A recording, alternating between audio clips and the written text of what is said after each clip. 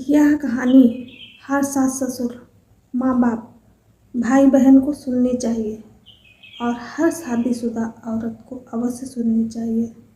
सुबह का समय था। आंगन में तुलसी के पास बैठी सरोज देवी चावल साफ कर रही थी। धूप अभी हल्की हल्की ही निकली थी, लेकिन उनके मन में एक अजीब सी बेचैनी थी। आज उनकी बेटी पायल की शादी तय होने वाली थी।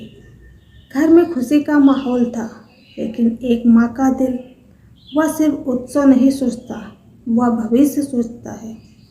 सरोज देवी ने पायल को बचपन से ही एक बात सिखाई थी, बेटी, ससुराल में सबका सम्मान करना, सबको अपना समझना, कभी जवाब मत देना, सहना सीखना, तभी अच्छी बहू कहलाओगी।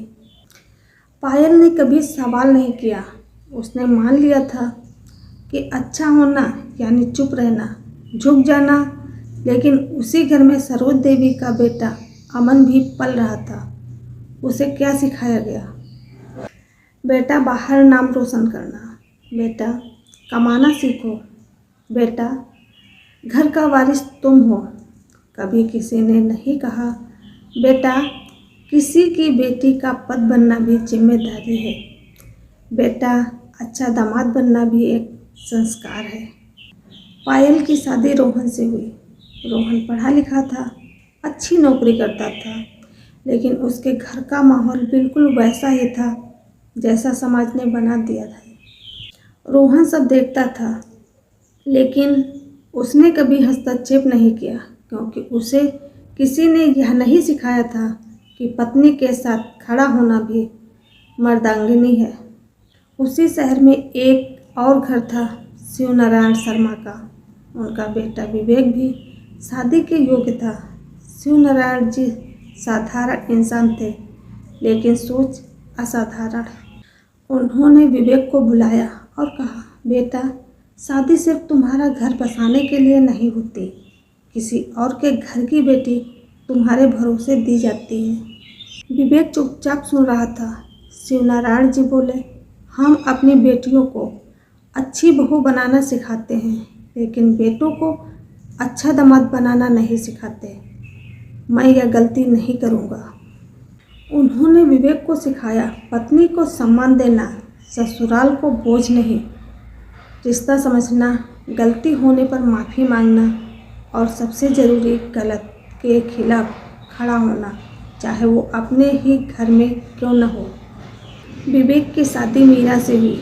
मीरा भी एक बेटी थी जिसे अच्छी बहू बनने की ट्रेनिंग मिली थी, लेकिन फ़र्क यहाँ था। पहली बार जब मीरा से कोई गलती हुई, विवेक की माँ ने ताना मारा। विवेक ने शांत स्वर में कहा, माँ गलती इंसान से होती है, अगर मैं करता तो क्या आप ऐसे ही बोलोगे? माँ चौंक गई। घर में सन्नाटा छा गया। विवेक ने मीरा की तरफ देखा और मुस्कुराया, तुम अकेली नहीं हो। यही एक वाक्य मीरा की पूरी जिंदगी बदलने के लिए काफ़ी था। इधर पायल की हालत बिगड़ती जा रही थी। रोहन की चुप्पी उसे अंदर से तोड़ रही थी। एक दिन पायल बीमार पड़ी।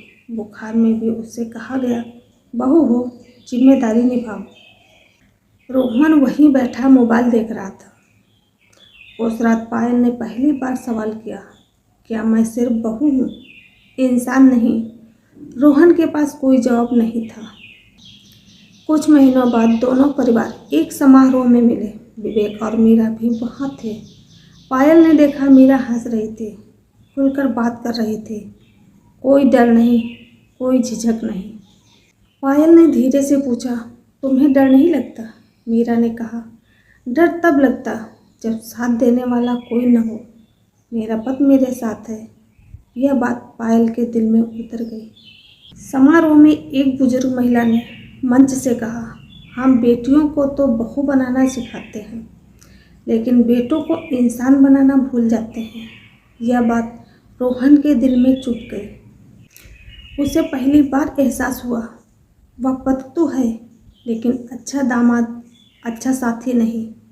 रोहन ने घर जाकर पायल से कहा, मुझे माफ़ कर दो, मुझे नहीं सिखाया गया कि तुम्हारे साथ कैसे खड़ा होना है, लेकिन मैं सीखना चाहता हूँ। ये माफ़ी आसान नहीं थी, लेकिन सच्ची थी। उस दिन रोहन ने पहली बार अपनी माँ से कहा, माँ, पायल हमारी जिम्मेदारी है, सिर्फ उसकी नहीं। समय लगा, लेकिन बदलाव आया। और सरोज देवी आज जब वह अपनी बेटी को देखती हैं तो खुद से पूछती हैं, काश किसी ने मेरे बेटों को भी अच्छा दामाद बनना सिखाया होता। समाज तब बदलेगा जब बेटियों को सिर्फ सहना नहीं, बोलना सिखाया जाएगा, और बेटों को सिर्फ कमाना नहीं, निभाना सिखाया जाएगा। क्योंकि अच्छी बहू से घर चलता है, लेकिन अच्छा दामाद दो घरों को जोड़ता है। आपको यह कहानी कैसी लगी? कमेंट करके ज़रूर बताएं। राधे राधे।